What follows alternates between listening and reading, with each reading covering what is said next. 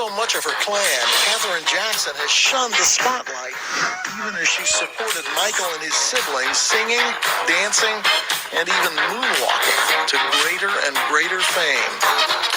In this exclusive interview, she says her favorite songs are Man of War by the Jackson 5.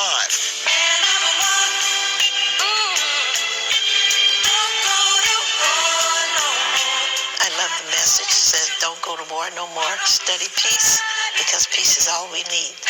And Man in the Mirror from Michael Jackson's solo act.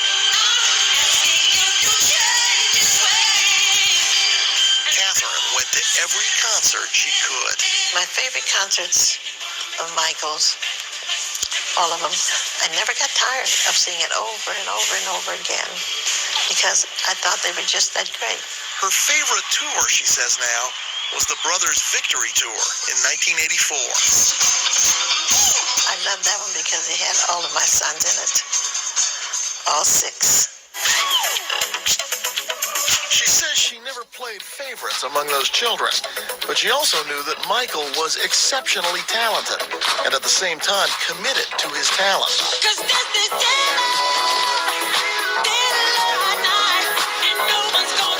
The remarkable choreography he showed in Thriller required hours of practice at home.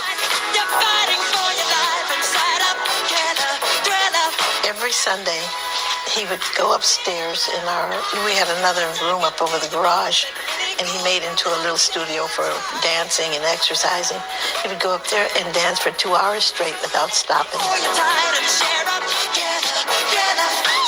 So he wanted to be ready for his 2-hour concert, and so it paid off.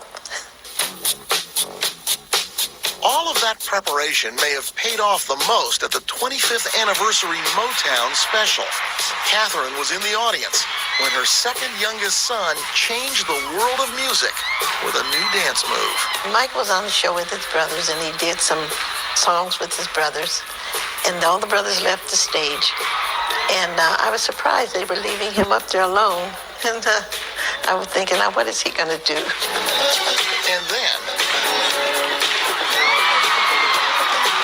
And that's the first time I saw him do the moonwalk. And the theater went crazy. They just went wild. She also tells a story of a famous son who didn't always do what his mother wanted. Remember Bubbles? Michael was in his early 20s and still living in the family home when he adopted the pet chimp. I didn't know that he was going to bring him home because he had talked about getting a chimpanzee. And so I told one of the trainers, I don't want a monkey here. About a week or 2 later, Michael brought him home, and I was shocked to find out that they act so much like humans. He would go and stand in front of you and hold his little hands up for you to pick him up. Just adorable. And everybody fell in love with him. Under the terms of their religion, Jehovah's Witnesses like Katherine aren't supposed to celebrate birthdays or holidays. But she says Michael always made sure she was well taken care of. They gave me a party and invited my favorite pianist. And then there was a long ribbon that led all the way to where I was sitting. And then they had me to follow the ribbon, like follow the yellow brick road, follow the ribbon. And there was a Rolls Royce with a big ribbon on top of it. They had told Janet to go shopping for a car of my favorite color. And she had bought a red Rolls Royce. There's a place in your heart, and I know that it is love. Michael's generosity and his desire to heal the world, she says, were apparent from a very early age. Remember when they used to show the little African kids starving to death, flies all around their mouth and face? Well, Michael and I would lay there on the floor watching TV, and Michael looked up at me and he said, Mother, he said one day, he was only a kid then, I'm going to do something about this. Katherine says he kept his promise, sending boxes and boxes of food to people who needed it, paying tuition for those who couldn't afford it.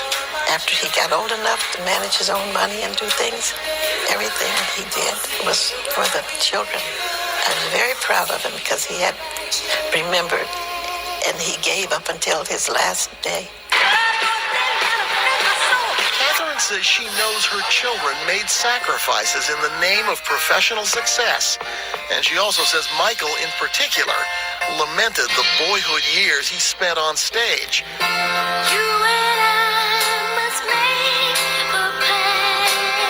More than once during his life, Michael Jackson talked about how he blamed his father Joe for that lost childhood. He even said his father physically abused him, which Joe Jackson denies.